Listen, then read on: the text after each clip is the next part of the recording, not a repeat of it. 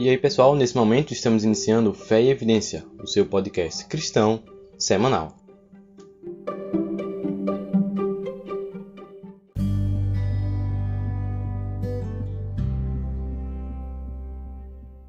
Nesse momento vamos iniciar com uma oração. Oremos. Senhor Deus, vamos adentrando, Senhor, perante Ti, Criador de todo o universo. Senhor Deus, nós sabemos a Tua grandiosidade, Senhor, em contraste com a nossa pequenez. Mas, Senhor Deus, mesmo não sendo merecedores, mesmo tendo, Senhor, uma condição limitada, nós queremos te pedir, Senhor, que o Senhor venha estar presente para que nós possamos estudar, Senhor, mediante aquilo que está de acordo com a Tua palavra, Senhor. Para que, mesmo que a gente não consiga te entender completamente, mas o suficiente que Tu nos revelas, possa ser fundamental em nossas vidas. Mas nós pedimos e agradecemos por tudo. Em nome de Jesus. Amém.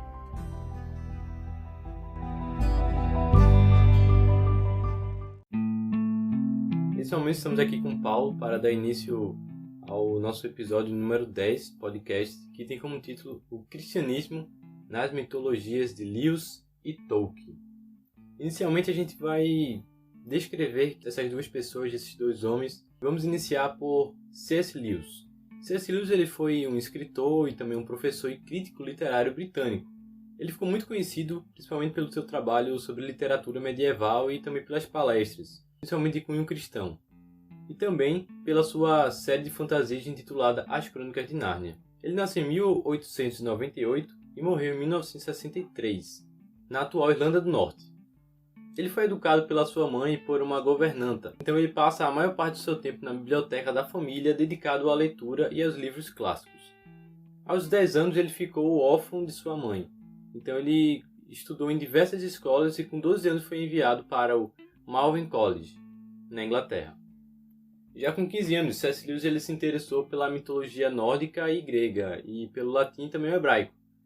E em 1916, com 18 anos, ele foi admitido na University College de Oxford, mas seus estudos foram interrompidos por um período quando ele foi servir na Primeira Guerra Mundial. E assim, terminada a guerra, ele retornou para a universidade onde passou todas as etapas do curso de línguas e também de literaturas clássicas.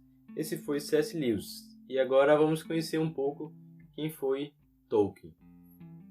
Tolkien foi um filólogo e professor universitário inglês. Nem preciso falar que também foi um grande escritor, autor de O Senhor dos Anéis, O Hobbit, e que livros que se tornaram verdadeiros clássicos da literatura fantástica. Em 1972, ele foi nomeado comandante da Ordem do Império Britânico pela Rainha Elizabeth II.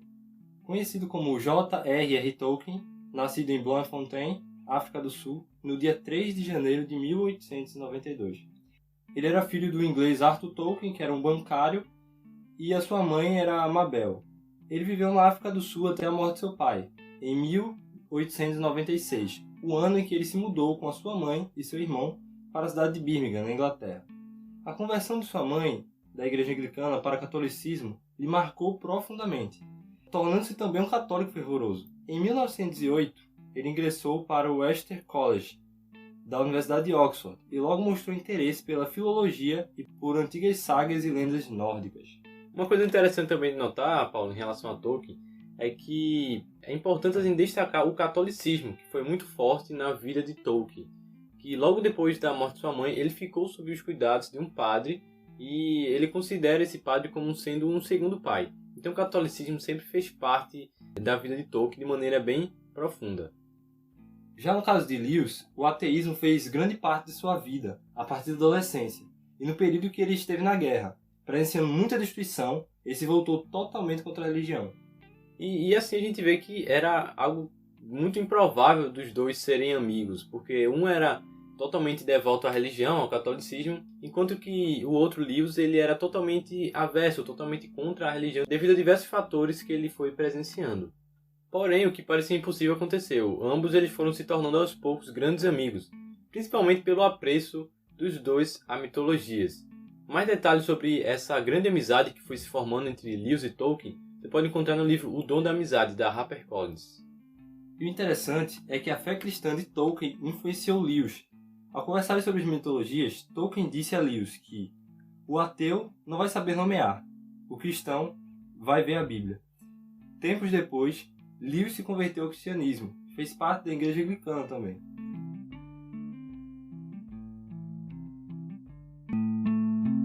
Agora vamos adentrar no que seria, de fato, analisar as obras ficcionais dos dois. Em relação a C.S. Lewis, a principal seria as Crônicas de Nárnia. O autor ele é amplamente conhecido por várias obras cristãs, mas essa obra ficcional ganhou grande destaque. O interessante é que C.S. Lewis ele utilizou analogias do cristianismo em suas obras. E é justamente sobre isso que nós vamos analisar, o cristianismo nas ficções de C.S. Lewis. Vamos iniciar analisando o primeiro livro das Crônicas de Nárnia, que seria O Sobrinho do Mago. É interessante notar que são claros os paralelos traçados com o livro bíblico de Gênesis. O tema da criação e o pecado original, também o fruto proibido e a tentação são bem claros nesse enredo da história. De maneira bem resumida, ele apresenta dois personagens, um do gênero masculino, o Diggory, e uma do gênero feminino, a Polly, que vão para uma terra que tinha sido criada pelo leão, o Aslan, que foi utilizando suas palavras para criar tudo o que existe. Então a gente percebe que são analogias claras a Adão, a Eva e também a Deus. Então eu gostaria nesse momento só ler um breve relato da criação de Nárnia, que se encontra no capítulo 9 do livro O Sobrinho do Mago. E diz assim: O leão andava de um lado para o outro na terra nua, cantando a nova canção. Era mais suave e ritmada do que a canção com qual convocara as estrelas e o sol. Uma canção doce, sussurrante.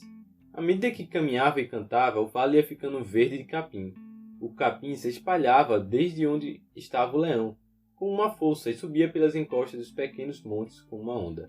Em poucos minutos, deslizava pelas vertentes mais baixas das montanhas distantes, suavizando cada vez mais aquele mundo novo.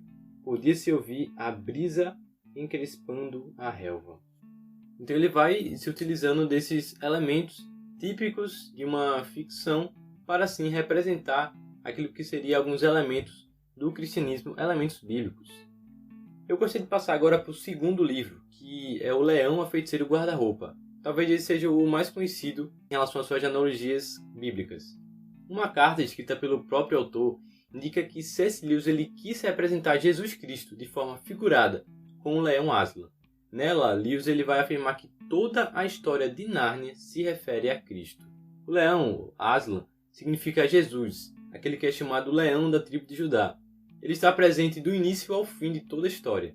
Ele foi o autor da criação do mundo de Nárnia e dá a sua vida em lugar da pessoa culpada por traição. Assim ele assume a condenação do ser humano, morrendo no lugar, porém ressuscitando. Além disso, é intrigante a passagem em que Aslan diz: Eu também sou conhecido no seu mundo, mas por um outro nome.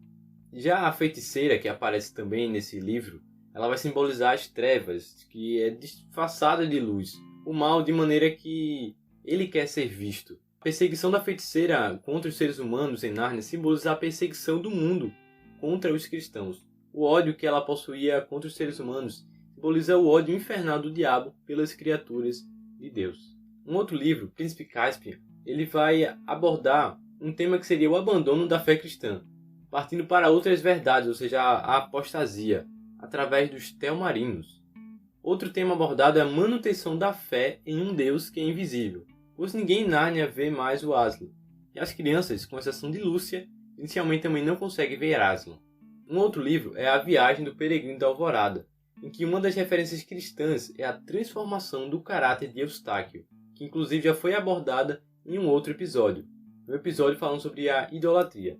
Essa transformação ela é selada num cerimonial de batismo, em que Aslan pede que Eustáquio deixe a pele de dragão para trás, o que representava o novo nascimento de uma nova criatura.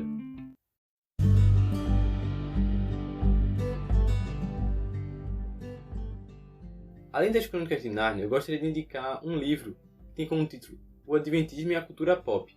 Mais precisamente lá no capítulo 6 é abordada a questão da conexão das literaturas de ficção e a crença cristã. Esse capítulo se trata de um artigo produzido pelo pastor Classi Virmes Jr., em que ele traça diversos paralelos entre a trilogia cósmica de C.S. Lewis e o relato da Bíblia. Então, se você quiser se aprofundar um pouco mais para conhecer cada vez mais sobre a importância da literatura ficcional e dessa conexão com o relato bíblico, você pode dar uma olhada nesse livro. Ele vai demonstrar de maneira bem clara esses paralelos existentes.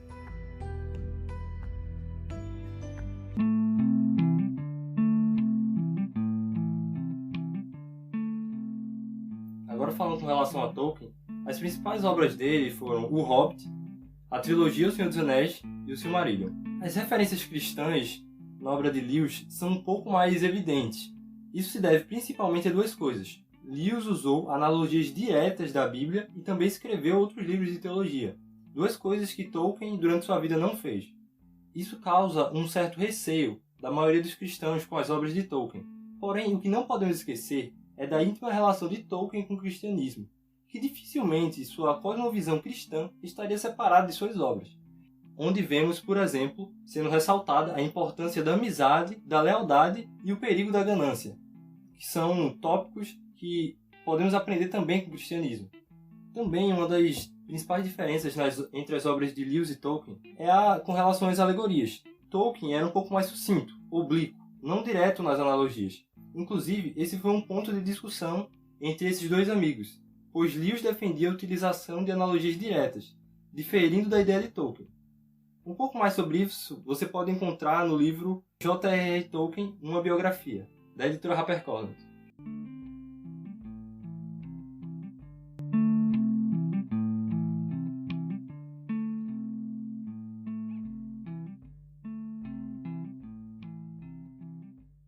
Certa vez, ao ser perguntado acerca da existência de elementos cristãos em suas obras, Tolkien disse: O Senhor dos Anéis, obviamente, é uma obra fundamentalmente religiosa e católica, inconscientemente no início, mas conscientemente na revisão.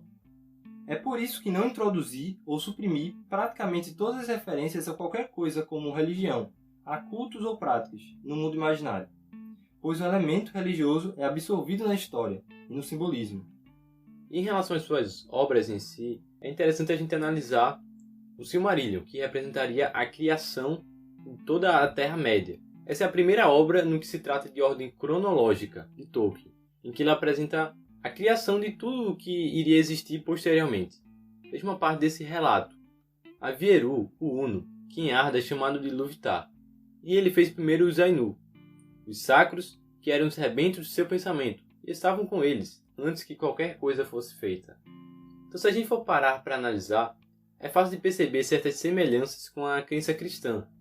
Porém, é sempre importante lembrar que a intenção de Tolkien não era criar uma obra com claros paralelos bíblicos, mas na verdade era descrever uma ficção, simplesmente. Mas, como já foi mencionado, inevitavelmente consegue-se observar referências cristãs, pois, retomando uma frase dele citada no início, o ateu não vai saber nomear, mas o cristão vai conseguir ver a Bíblia.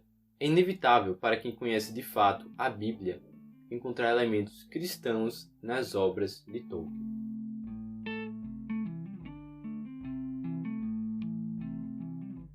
Durante a infância, as histórias ficcionais têm uma grande importância, pois talvez de outras formas as crianças não se interessassem por certos temas.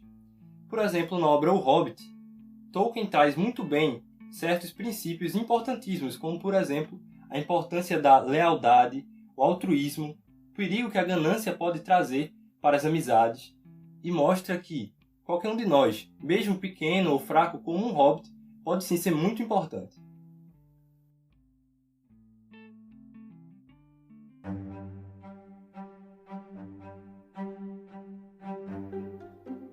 Então, assim, para a gente concluir, é importante a gente destacar alguns pontos que foram argumentados e que foram defendidos durante todo esse podcast. Há sim cristianismo nessas obras de ficção, tanto nas obras de C.S. Lewis como também nas obras de Tolkien. Porque na verdade se tratou de uma reinterpretação das escrituras por esses dois autores, que eram cristãos e que utilizaram aquilo que eles gostavam, ou seja, a escrita de ficções, para transmitir um pouco dos valores cristãos para os leitores. Assim, o cristão, ele, ao ler, vai perceber claros elementos bíblicos nessas obras. Porém, é sempre importante a gente reiterar que não se trata de uma substituição da Bíblia, mas sim de uma leitura alternativa, que pode agregar valores para os seus leitores.